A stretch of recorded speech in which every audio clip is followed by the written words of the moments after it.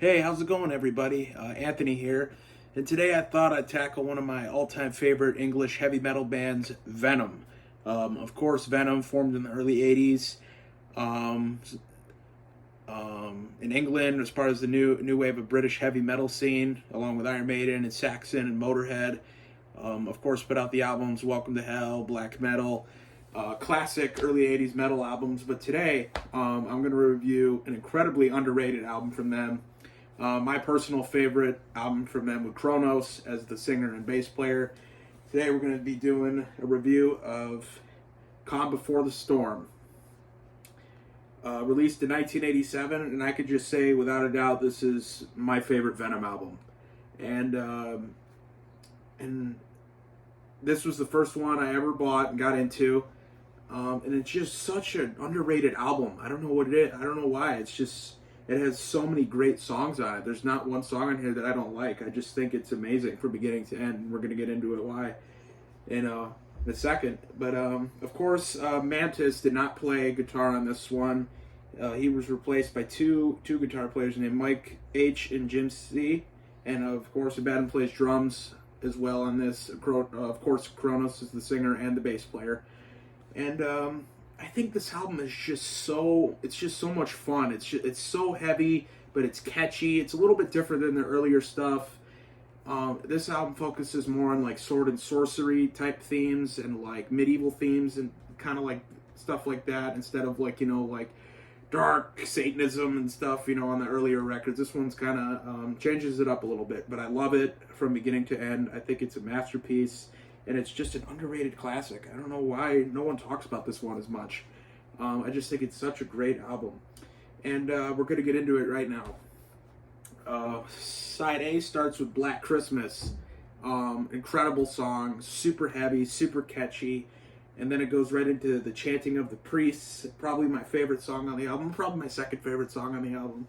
Then it goes into metal punk, a brutally fast speed metal jam. And then it goes into Under a Spell, another classic song. Kind of reminds me a little bit of Judas Priest, Iron Maiden on that song. And then it goes into the title track, Calm Before the Storm. Probably my favorite song on the record. It's super heavy. It just has such a great vibe. It's just a wonderful song, incredible song. And then side B opens with Fire, another great song. And then Cracking Up.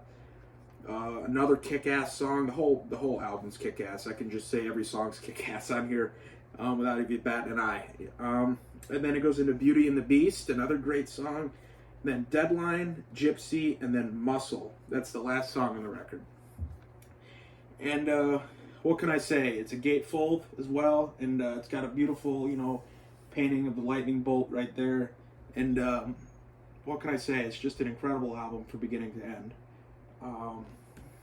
So underrated. No one talks about this album enough.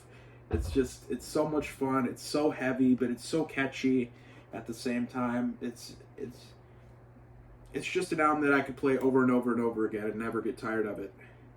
And of course, after this, Kronos was replaced as the singer and the bassist by Demolition Man for a few albums. And oh my God, I could just talk about those albums all day. Primeval, oh my God, love that record. Temples of Ice, great album. Of course, Mantis comes back for those ones, and then they come back in the the mid to late '90s with Kronos again. But this album, man, I don't know, I can't just say enough about it. It's just so much fun. It's so heavy.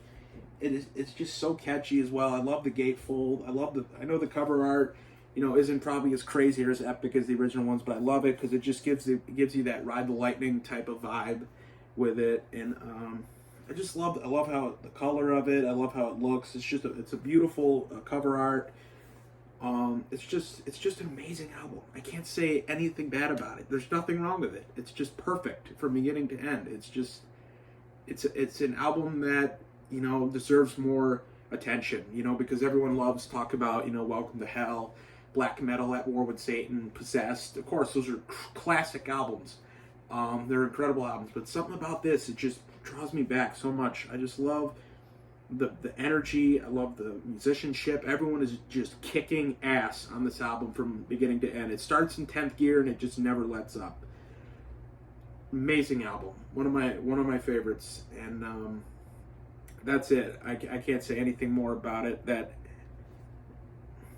It would be doing injustice to call this like anything about this album bad, because I just love everything about it.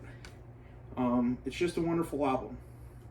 And if you're a Venom fan and maybe haven't checked this one out yet, maybe you're a fan of the classic stuff, and you haven't, and this one's maybe you've overlooked this one a little bit, I definitely recommend this album to everybody, because it's so underrated, but it's such a kick-ass classic for me.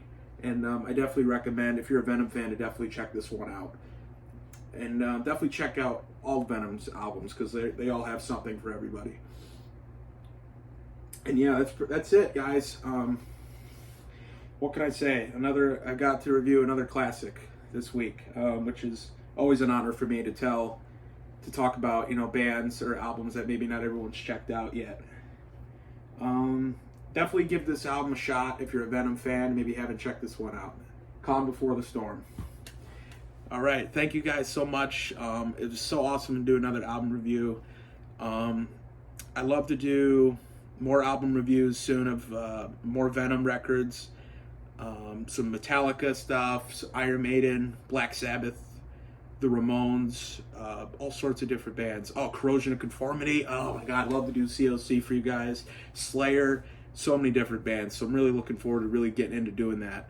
So thank you guys, of course, so much for watching. It's always a pleasure doing these videos and talking about underrated bands or albums to check out if you haven't. And I just want to say thank you to everyone who watches. It really means a lot. And take care, everybody. We'll see you next time.